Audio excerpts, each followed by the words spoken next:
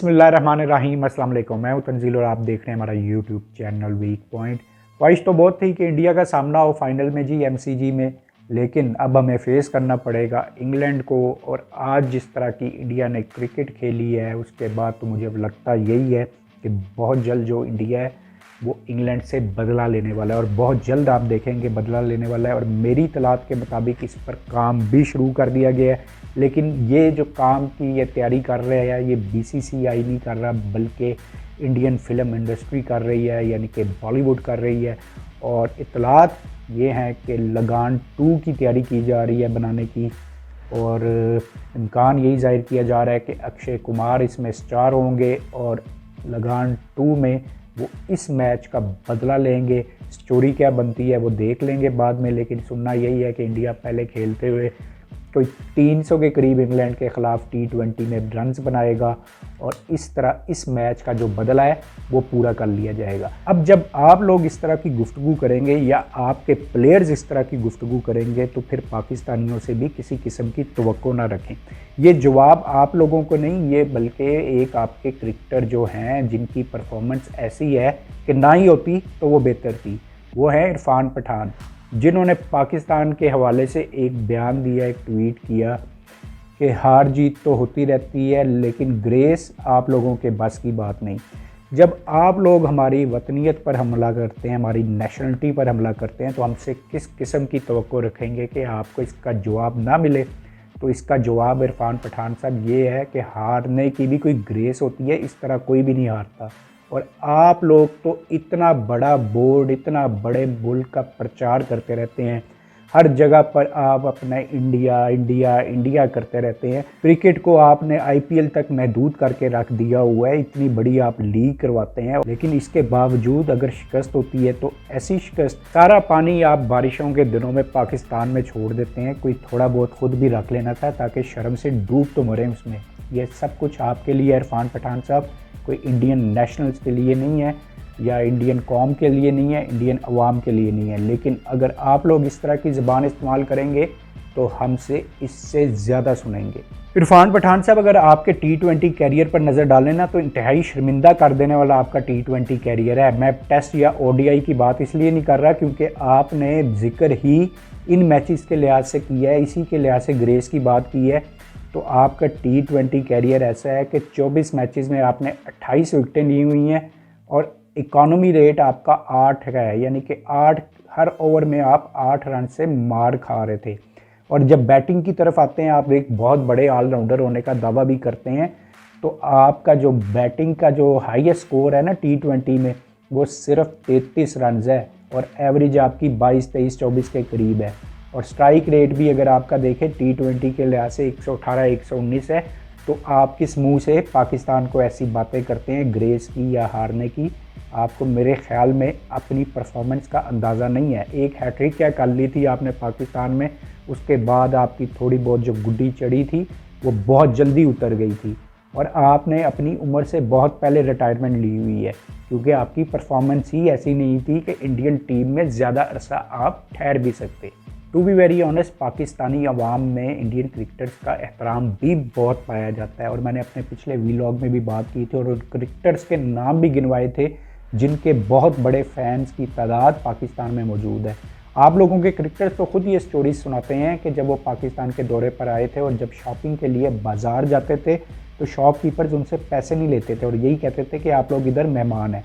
ये पाकिस्तानियों की कदर है, ये हम लोगों का ज़र्फ है। लेकिन आपके प्लेयर्स जब भी बोलते हैं तो कुछ अनोखा ही बोलते हैं, उसके बाद फिर हमें भी मजबूरन उसका जवाब देना पड़ता है। अच्छा जी, ये तो चलें अपने दिल का गुबार निकाल लिया, वापस आते हैं खेल पर। इंडिया और इंग्लैंड के सेमीफाइनल पर कहाँ पर गलती हुई इंडिया से और कैसे डोमिनेट कर गया इंग्लैंड, इस पर बात करते हैं।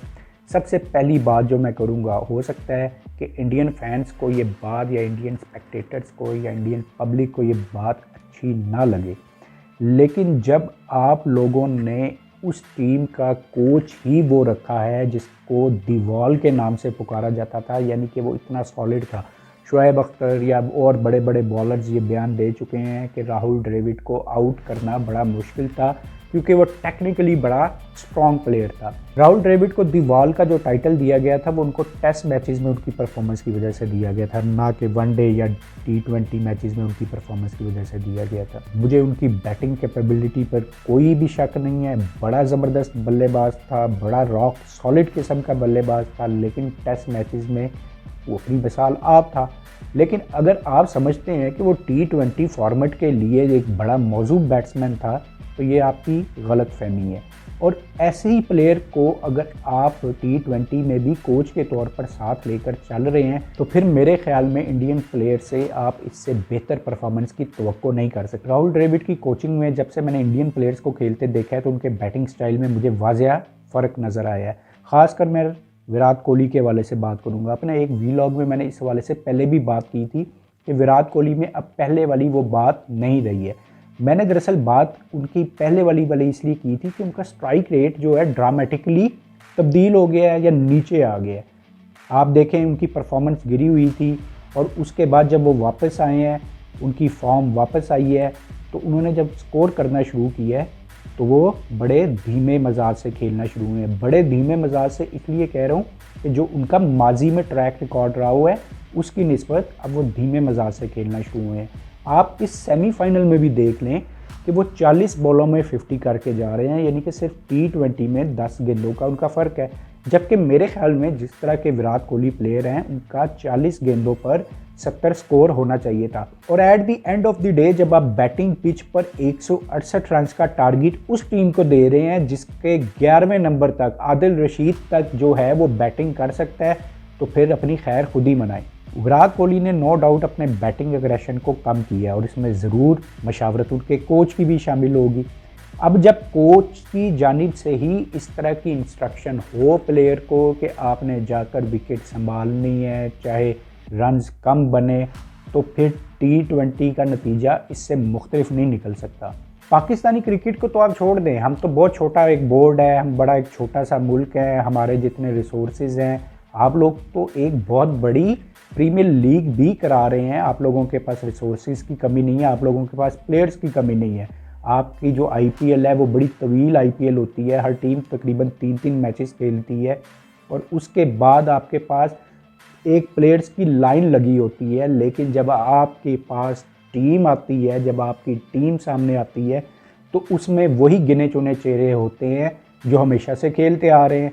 हम गुज़िश्ता 7 से 8 साल से जिन प्लेयर्स को खेलते देख रहे हैं वो ही खेलते आ रहे हैं। होना तो ये चाहिए था कि आपकी IPL इतनी कामयाब लीग है तो इसके बाद आपके पास तो रिज़र्व प्लेयर्स की एक लाइन होनी चाहिए थी, लेकिन ऐसा कुछ नहीं हुआ। मैं फिर वही बात करूंगा कि पाकिस्तान क्रिकेट बोर्ड और BCCI का तो कोई मुकाबला ही नहीं है। अगर आप कहें कि जी आपकी क्रिकेट का क्या हो रहा है, हमारी क्रिकेट का ये हो रहा है कि जी हमने 10 से 11 साल जो हैं इधर क्रिकेट खेली नहीं है। हमारे मुल्क में दहशतगर्दी की वजह से क्रिकेट हुई नहीं, अब आके बहाल होना शुरू हुई है, तो आप इसके नताइज भी देख लेंगे कि बेहतर हो जाएंगे।